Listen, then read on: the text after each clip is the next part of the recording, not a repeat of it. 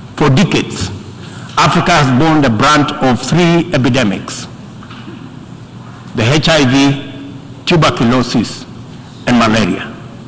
I applaud innovative partnerships like the Global Fund for their progress in addressing the three menaces, and also welcome the ambitious targets set for the 7th replenishment cycle.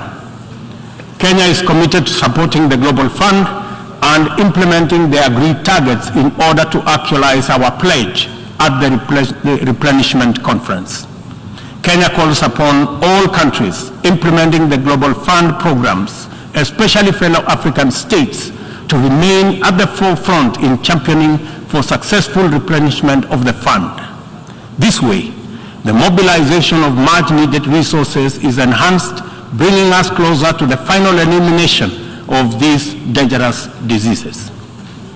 In conclusion, Kenya joins the Secretary General in calling for the strengthening of multilateralism as the only sustainable path to a peaceful, stable, and prosperous world for all. This is the imperative of our time and the call of this moment. It is time to work on the trust deficit with stronger conviction that none of us is really safe until all of us are safe. The theme of the 77th session, and I quote, "a watershed moment, transformative solutions to interlocking challenges," end of quote, demands that we recognize the crises we must confront are interlinked in a complicated way. They can only be effectively addressed through more imaginative strategies and innovative formula.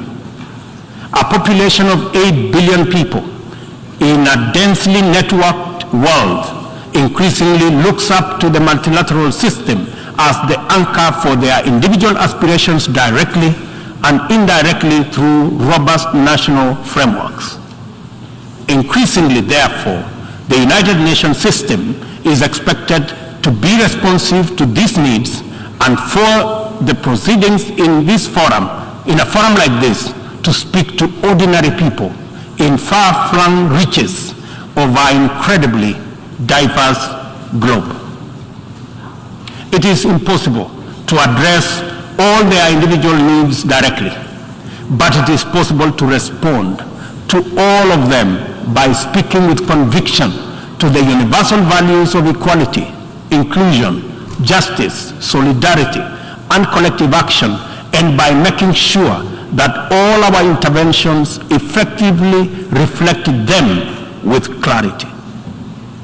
The integrity of the international order must be measured by the distance separating our resolutions, consensus, and agreement from decisions, actions, committed interventions, and effective solutions.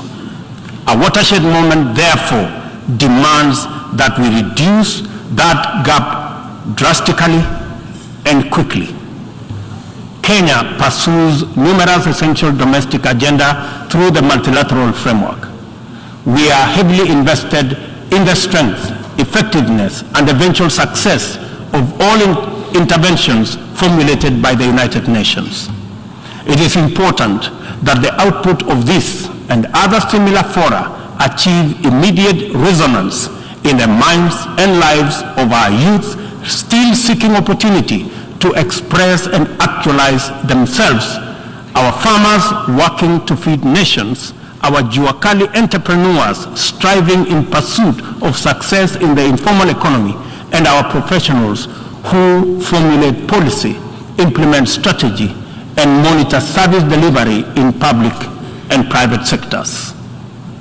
Africa places immense value in the international community and the tremendous possibilities it can unlock through inclusive, sustainable, and effective action to transform the lives of our people and establish lasting peace, security, and shared prosperity.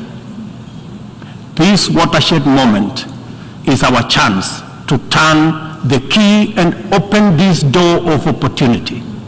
We can make progress in addressing the triple global threats and liberate ourselves from the shame of past failures of multilateralism. At this watershed moment, we must not only choose, but also act decisively to bequeath our children and their children a greener, safer, healthier, and more abundant earth. Let us do it together, inclusively, multilaterally. I thank you.